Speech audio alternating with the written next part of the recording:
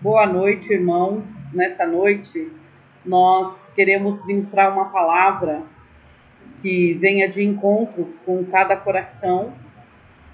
Nós passamos a tarde aqui no templo da congregação, orando, buscando a presença do Senhor. E eu queria compartilhar com vocês o livro de Ruth, capítulo 1. Eu queria compartilhar com você alguns versículos acerca do que aconteceu nesse livro e o porquê de tanta desgraça num capítulo só. Mas diz que nos dias em que julgavam os juízes, houve fome na terra, e um homem de Belém, de Judá, saiu a habitar na terra de Moabe com a sua mulher e seus 2 filhos. Este homem se chamava Elimeleque e a sua mulher Noemi. Os filhos se chamavam Malom e Quilion, efrateus, de Belém de Judá, vieram à terra de Moabe e ficaram ali. Morreu Elimeleque, marido de Noemi, e ficou ela com seus 2 filhos, os quais casaram com mulheres moabitas, e era o nome de uma Orfa e o nome de outra Ruth, e ficaram ali quase 10 anos. Morreram também ambos, Malom e Quilion, ficando assim a mulher desamparada de seus 2 filhos e de seu marido. Então se dispôs ela com as suas noras e voltou da terra de Moabe, porquanto nesta ouviu que o Senhor se lembrara do seu povo, dando-lhe pão. Saiu, pois, ela com as suas 2 noras do lugar onde estiverem, indo elas caminhando de volta para a terra de Judá, disse-lhes Noemi: ide, voltai cada uma à casa de sua mãe, e o Senhor use convosco de benevolência, como nos usaste com os que morreram e comigo. O Senhor vos dê que sejais felizes, cada uma em casa de seu marido. E beijou-as. E elas, porém, choraram em alta voz. E lhe disseram: não iremos contigo ao teu povo.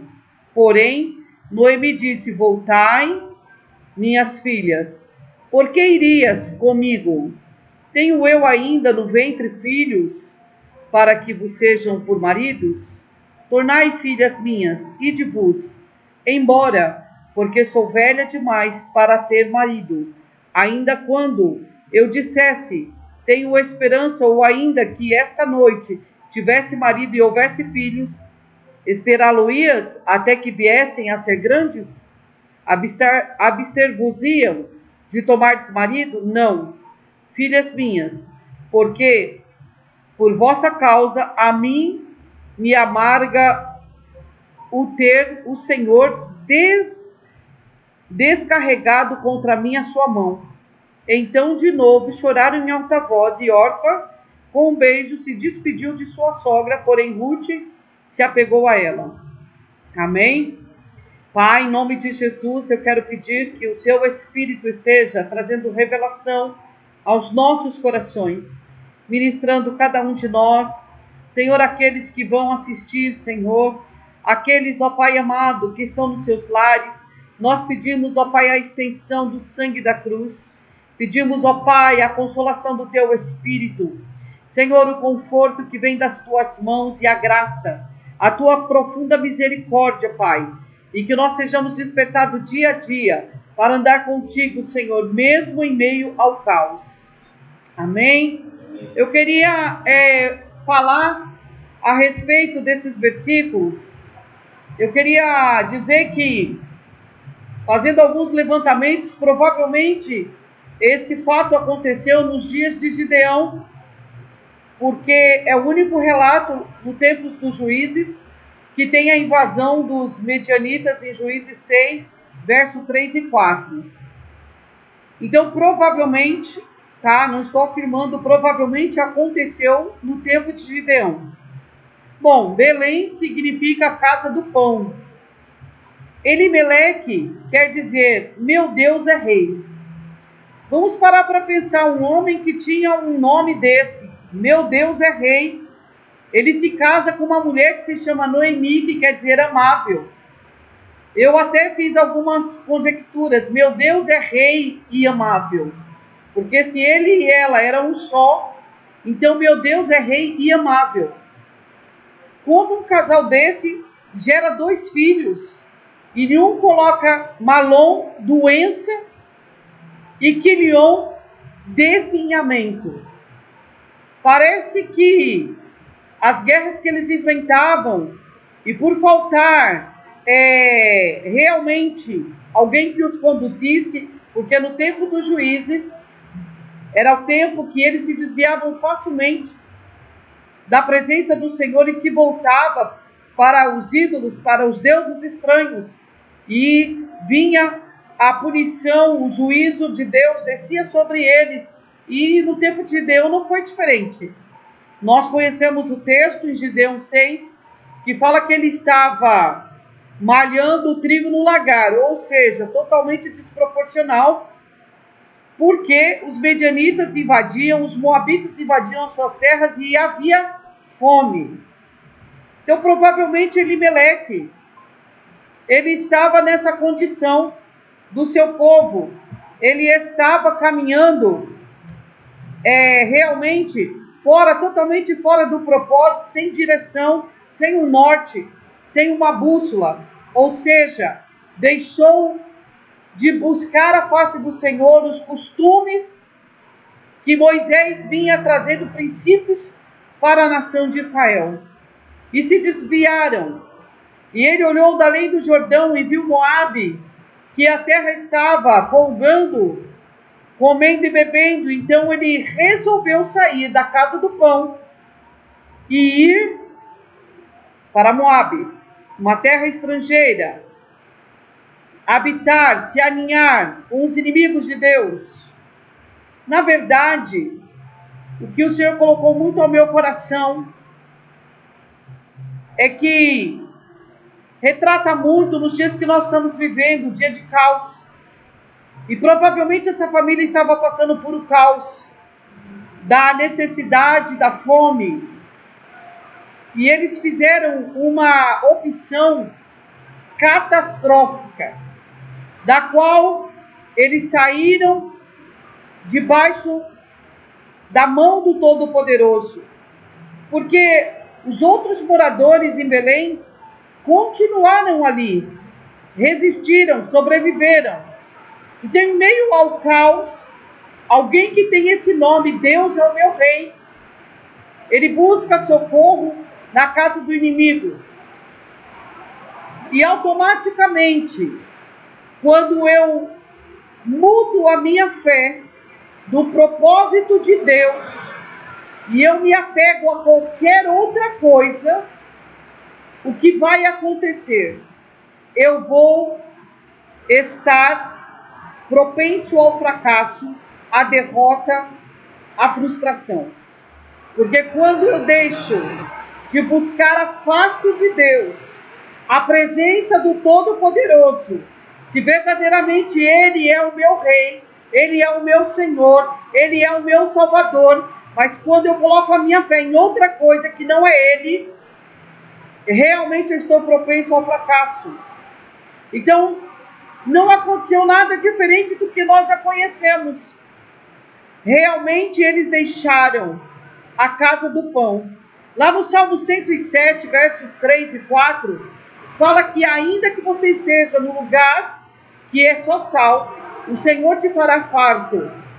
Eles deixaram de crer e realmente se voltaram para aquilo que era visível aos teus olhos. Quando eu sou guiado por vista e não por fé, a minha tendência é caos, a minha tendência é queda.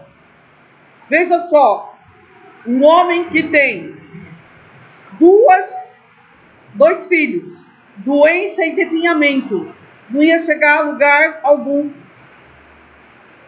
E infelizmente, quando ele chega em Moabe, lá em Levítico 26, fala da desobediência e os castigos. Quando você quiser, você pode meditar. E você vai ver que no verso 14 fala que o Senhor tornaria o céu de bronze. É muito interessante isso, porque no dia que nós estamos vivendo, as pessoas estão desesperadas, buscando socorro em coisas, em homens, quando na verdade o Senhor está entrando em juízo com a terra. O Senhor está entrando em juízo com a sua casa.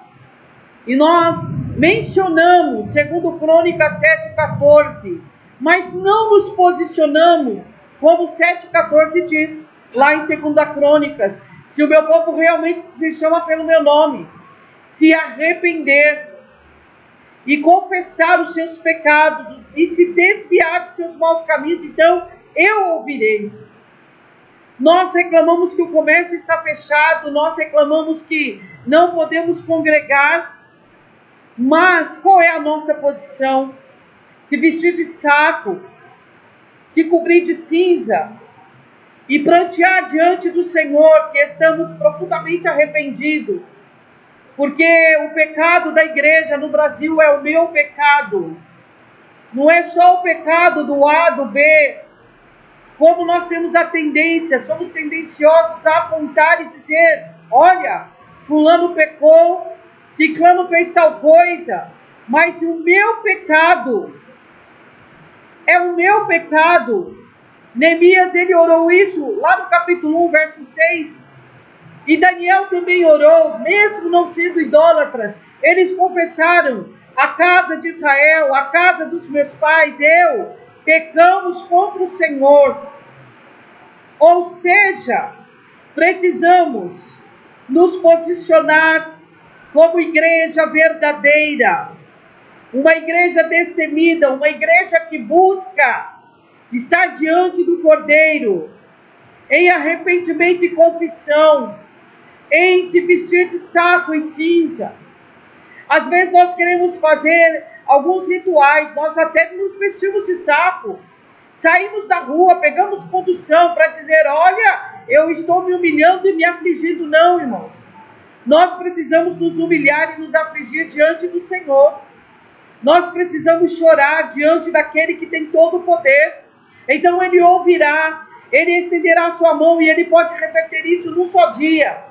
Como ele fez uma nação num só dia, ele pode mudar a sorte do brasileiro num só dia, se eu e você se posicionar.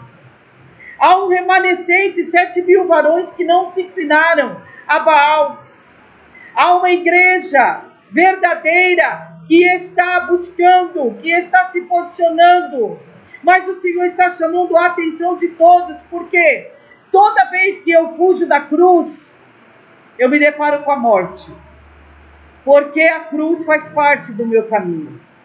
Veja só, Elimeleque, ele buscou refúgio naquilo que os olhos dele estavam vendo. Talvez ele não buscou a direção, não buscou nada, e simplesmente vamos para o outro lado matar a nossa fome. Será que ele estava realmente passando necessidade? Veja só, ele vai para o território dos Moabitas e chega lá, aquilo que ele creu, morreu. Ele morre dessa sepultura, em terra estrangeira. Noemi ainda continua com a fé, porque uma mulher viúva, mas com filho homem, ela ainda tem algum recurso.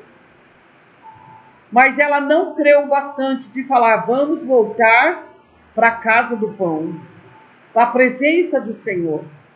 Ela ainda creu que os seus filhos tinham subsídio para sustentá-la. E o que ela faz? Continua em Moabe. E automaticamente esses homens casam com mulheres estrangeiras. Como já estava definido pelo seu nome, doença e definhamento, eles também descem à sepultura. Não tiveram tempo de procriar, não tiveram descendência. Ou seja, o que Deus está querendo dizer?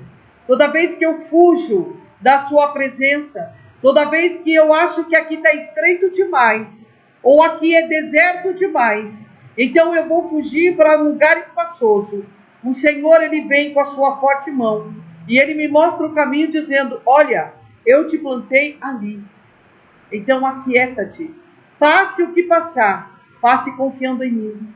Maturidade, eu só vou saber se eu tenho maturidade quando eu passar por situações adversas que o Senhor me permite passar e realmente passar crendo e confiando nele.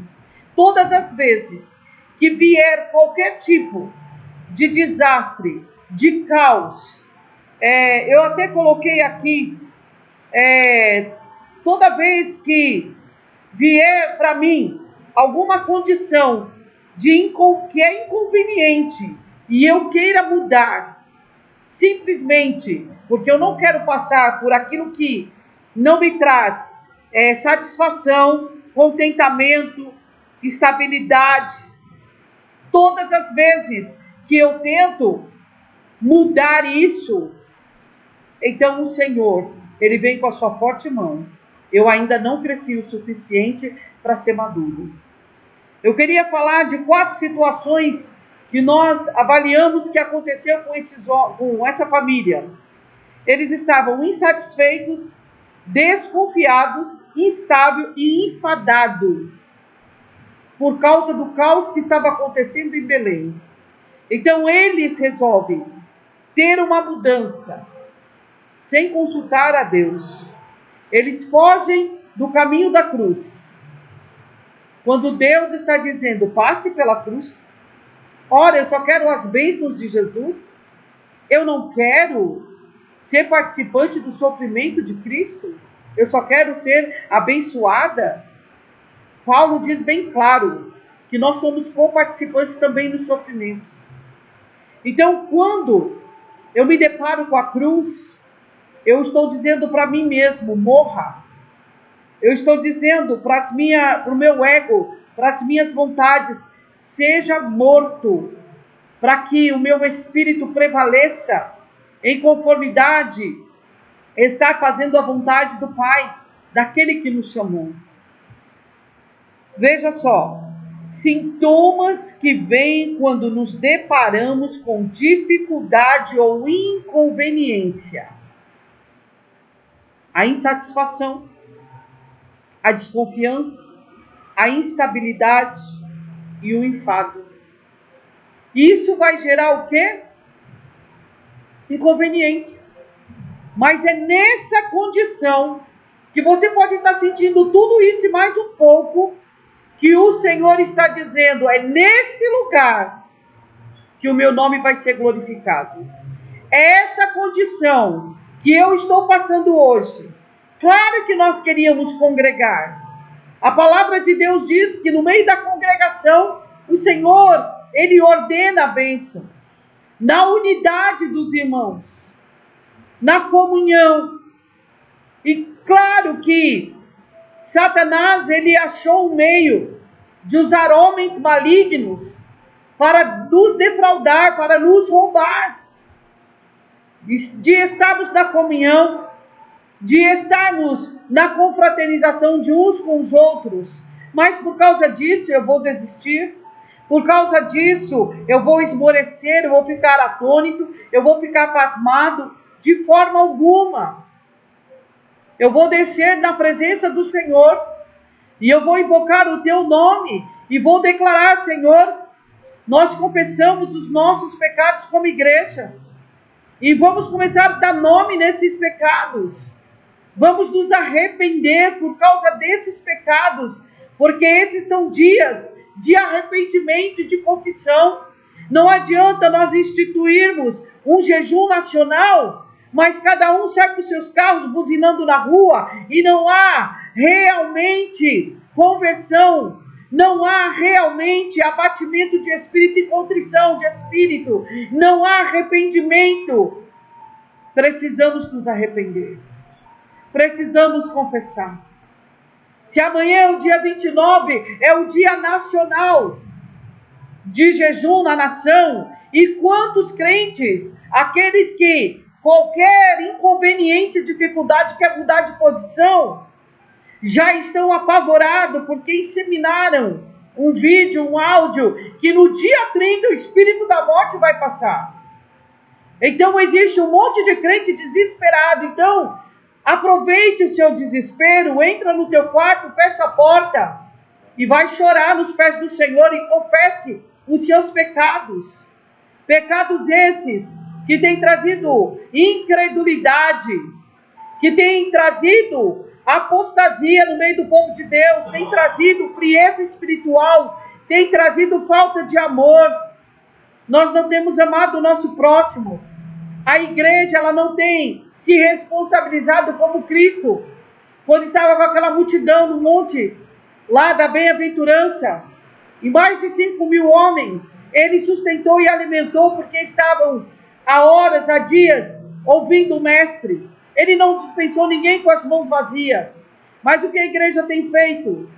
A igreja não tem assistenciado a sociedade que é menos favorável, o pobre, o necessitado, os órfãos e a causa das viúvas. A igreja não tem se disponibilizado. A igreja, eu digo a igreja um todo, na nação do Brasil.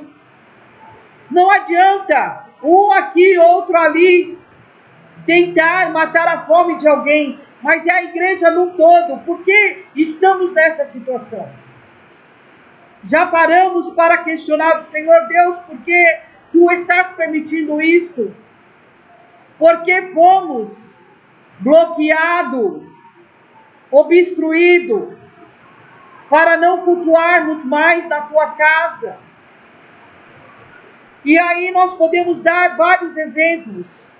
Essa família, ela viu a primeira dificuldade, a primeira inconveniência e simplesmente falou: estou fora, vou cuidar de mim e da minha família, em terra estranha, vou comer do melhor do outro lado do rio. Quando na verdade o Senhor vai ordenar a bênção, aonde Ele está nos provando. O Senhor provou o povo no deserto, mas o Senhor não abandonou o povo. E deserto é lugar de ver as maravilhas de Deus. Então, nesse deserto que estamos passando hoje, que é o caos que nós estamos vendo toda a sociedade passar, muitos vão empobrecer, muitos vão tirar a sua própria vida, muitos vão descer à sepultura. Mas aqueles que creem no Senhor, eles realmente vão se levantar do pó e da cinza e vão ter a vitória, porque Cristo continua no domínio e no controle dos céus e da terra. Ele não mudou, ele continua o mesmo, ontem, hoje e eternamente. E nesse momento hoje, que se chama de provação talvez para uns, tribulação para outros, caos, dentro dessa perspectiva, o Senhor está buscando eu e você para nos colocarmos na brecha, não para fugir, para nos pôr como aqueles que vão interceder por aqueles que precisam ainda de conhecer a Cristo. É um ajuste, é um aperto. Podemos talvez até dizer, não, como Deus pode estar fazendo uma coisa dessa? Por que Deus permitiria tal coisa? Nós podemos dar várias situações, irmãos. O diabo, ele usa quem está realmente disposto a servi-lo, ele vai usar. Só que ele só pode fazer alguma coisa dentro da permissividade de Deus.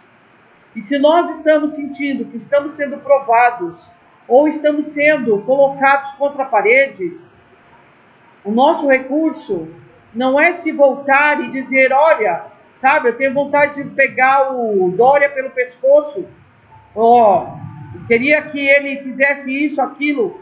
Não. Nós temos que nos voltar para o autor e consumador da nossa fé. Nós temos que se voltar para Cristo. Ele é que vai dar a resposta. Lembra do povo no deserto. Quantos povos estrangeiros estavam ao seu derredor? Quantos queriam acabar com eles? Amaleque mesmo buscou Balaão para profetizar contra a nação de Israel. E o que Deus fez? Mudou a maldição em bênção. Veja só, por pior que seja que nós estejamos passando, se nós nos voltarmos para o Senhor se voltará para nós. E só quem pode mudar toda essa situação é a igreja. É nós que falamos no nome do Senhor. Não é alguns, é todos. É aqueles que amam a Deus, aqueles que têm certeza que Deus é o seu Pai, aqueles que têm certeza que se descerem à sepultura, eles vão morar no céu com Cristo. O Pai está nos chamando para um posicionamento. E é nesse deserto que nós vamos ver maravilhas.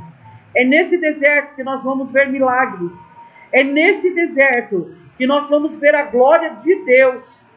E Deus quer usar eu e você. Deus quer usar as nossas vidas para ministrar não só a presença dele, mas a majestade, a glória dele. Sinais e maravilhas virão através de mim e através de você. Então não fuja, não fuja. Eu escrevi aqui, a loucura é pensar que podemos escapar da cruz que está no nosso caminho. Realmente é uma loucura. Ou nós vamos e abraçamos o nosso chamado e dizemos, Senhor, eis-nos aqui. É para os dias de hoje que o Senhor nos chamou? Lembra de João Batista? Nos dias de Herodes, ele sai lá do meio do mato, né? Digamos assim, o homem das cavernas, o homem improvável, ele sai e ele começa a anunciar, arrependei-vos, raça de víboras, porque é chegado o reino dos céus. Ele estava dizendo para um povo, o quê? Arrependei-vos, é chegado o reino dos céus. Então, nessa noite, eu digo para você, se arrependa, é chegado o reino de Deus. É chegado o reino dos céus. E o Senhor quer ver o teu posicionamento. Se você ama mesmo tanto a cruz, se você realmente ama Jesus Cristo, você vai ter uma mudança de posicionamento. E sabe aqueles abatimentos? Ai, estou insatisfeito. Ai, está acontecendo isso na minha casa. Está tudo ruim diante dos meus olhos dentro da minha casa. O Senhor está dizendo, agora não é tempo de murmuração. É tempo de você ver a glória de Deus. Só para mim finalizar, ontem eu visitei um casal abençoado e um amigo de muitos anos, praticamente mais de 20 anos, amigos nossos. E a esposa dele disse o seguinte, que ela se levanta, o marido internado no hospital com pancreatite, e ela se levanta um belo dia com todos os sintomas da Covid. Sem paladar, sem olfato, com dor no corpo, com febre alta. E sabe o que ela fez? Ela levantou as mãos e começou a clamar e buscar o Senhor. E ela pôs a mão sobre a cabeça e expulsou a enfermidade do seu corpo. E ela começou a se ungir e decretar a falência de toda enfermidade. E ela disse, Deus, Tu és o meu Deus, o Senhor da minha vida. Então, Senhor, faça uma obra hoje. Sabe na onde? Dentro de uma casa, trancada, sem ninguém, só ela e Deus, clamando, andando de um lugar para o outro. E ela falou que conforme ela começava a adorar e clamar ao Senhor, aquela febre ela começou a suar, a febre começou a abandonar o seu corpo. Aquele mal-estar começou a ir embora. E sabe o que ela fez? Ela foi, tomou um banho, se vestiu e continuou o seu processo. Porque quem nos cura, quem cuida de nós é o Senhor. E eu falei, você não precisou ir no hospital? Não. Não tomou antibiótico? Não. Não aconteceu nada com ela. Isso é poder de Deus. Alguém improvável. Eu sou improvável. Você é improvável. Mas Deus é todo poderoso. E nós podemos sermos improváveis. E mais debaixo do nome do Senhor Jesus. Na sua autoridade, podemos fazer proezas. É nesses dias que o Senhor espera que eu e você façamos proezas. Em nome de Jesus, eu quero te abençoar nesta noite e declarar sobre a tua vida a bênção do Senhor. E decretar que realmente as leis podem se afrouxar, os homens malignos podem ser injustos, fazendo outras leis para querer prejudicar não só os templos religiosos, não só os comerciantes, não só todos aqueles que precisam ganhar o pão. Os homens podem fazer tudo isso, mas eu falarei como Abacuque, me colocarei na torre de vigia e vou ver e ouvir o que o Senhor tem para me dizer. E Ele com certeza vai dizer, Ele com certeza vai responder. E após Ele disser, não questione, obedeça, Shema, ouvir e crer, obedeça e faça aquilo que Ele te ordenar. Se Ele mandar você andar a pé na avenida, vai andar a pé e decrete. Se Ele mandar você sair ungindo a rua, faça. Se Ele mandar você fazer o que Ele mandar, faça. Em nome de Jesus. Pai, eu quero abençoar cada lar, cada família. Por onde vai entrar, Senhor, esse vídeo? Eu quero pedir a tua bênção. Eu quero pedir a tua presença. Eu quero pedir que o Senhor envolva com os teus anjos cada família, cada lar aqui, Pai, que vai abrir esse vídeo. Sejam tocados, sejam encorajados, sejam manifestados, ó Pai, de poder, de glória, de honra ao teu nome, Senhor. Senhor, tira, Pai, toda covardia. Senhor, tira todo espírito do medo. Senhor, porque Satanás tem buscado nos trazer medo para desonrarmos a Ti, Senhor, para buscarmos subterfúgios. Mas nós te pedimos, Pai, espírito destemido. Pedimos, Pai, em nome de Jesus, que o Senhor nos dê espírito ousado. Somos os improváveis, mas o Senhor nos colocará, Senhor amado, como, Pai, um chofar que soa, Senhor, anunciando as tuas novas, Senhor. Eu creio e profetizo sobre cada lar, sobre cada família, em nome de Jesus. Que o shalom do Pai esteja sobre a tua vida. O amor do Senhor Jesus e a consolação do Espírito Santo esteja sobre você, no nome de Jesus. Amém.